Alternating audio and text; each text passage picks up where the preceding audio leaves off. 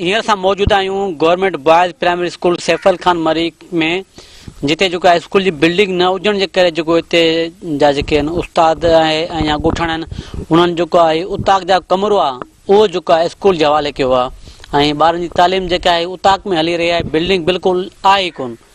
अचो त असां उस्ताद बि वेठो आहे स्कूल में, पढ़ाई जो अमल हले पियो। असां उस्ताद सां ॻाल्हि ॿोल कंदासीं हुनखे कहिड़ियूं तकलीफ़ूं आहिनि। तव्हां साईं घणे टाइम खां स्कूल में पढ़ायो विया? के साईं 6 साल तकरीबन थी विया आहिनि।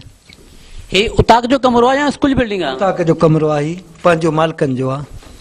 छा हिन स्कूल की बिल्डिंग न मिली आहे? बिल्डिंग अञा ताईं न मिली आहे। हिन स्कूल खे तकरीबन 11-12 साल थी विया आहिनि। ॾाढो वस वारनि खां मुतालबा कया अथऊं, फोटू बोटू निकिरी विया आहिनि, हर शइ थी वई आहे, ॾियूं था अञा ताईं बिल्डिंग कोन थी मिले। ॾाढी तकलीफ़ आहे बिल्डिंग जी। वो बिल्डिंग न हुजण जे करे जो हिते लाज़मी ॻाल्हि उताक आहे, हिते उताक ते घर धड़नि जा बि माण्हू महिमान ईंदा हूंदा, पोइ महिमान ऐं ॿारनि जी पढ़ाई जो सिस्टम कीअं थो हले? वॾी परेशानी आहे असांखे हिते। उताक पई थी हले, हिते महिमान अचनि था, पढ़ाई में ॾाढी परेशानी आहे, तमामु घणी दुश्वारी थिए थी। हिते भला जेको पाणी आहे जर जो पीअण जो पाणी मिठो आहे खारो आहे? पाणी हक़ीक़त में त पाणी हिते कोन्हे। होॾे नलको लॻल आहे हिन पासे, हिते स्कूल में पाणी कोन्हे, पाणी जी का बि सहूलियत कोन्हे। पर बहरहाल नलको लॻल आहे हिन पासे ऐं पाणी सही आहे, मिठो सफ़ा कोन्हे पर पोइ बि सही आहे, पीअण जे लाइक़ु आहे।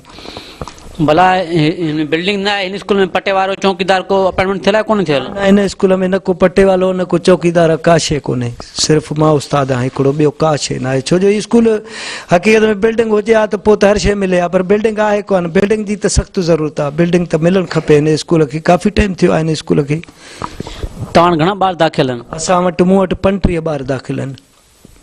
पोइ जेको लाज़मी आहे कमरे जेको तव्हां इस्तेमालु कयो पिया, हिन जी सफ़ाई आहे या पाणी आहे, इहो ॿार ई भरनि था? ॿार ई भरनि था, हर शइ ॿार पाण कनि था, हर शइ सफ़ाई कनि था, पाणी पाण भरनि था, सफ़ा माना छिनकार है उहो सभु कुझु पाण कनि था। जी नज़र तव्हां ॾिसो पिया त हीउ जेको आहे कमरो ठहियल आहे उताक जो कमरो आहे, जंहिंमें गाडर पियल आहिनि, टीयर पियल आहिनि ऐं पको कमरो ठहियल आहे जेको माना ॻोठाणनि जेको आहे माना उताक हुई। उताक खे माना ख़तमु करे कमरो जेको आहे स्कूल जे हवाले कयो आहे। तव्हां कैमरा जे अक्सां ॾिसी सघो था।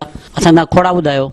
या साईं 1 2 2 2 4 2 6 4 2 8 5 10 6 12 17 14 18 16 19 18 20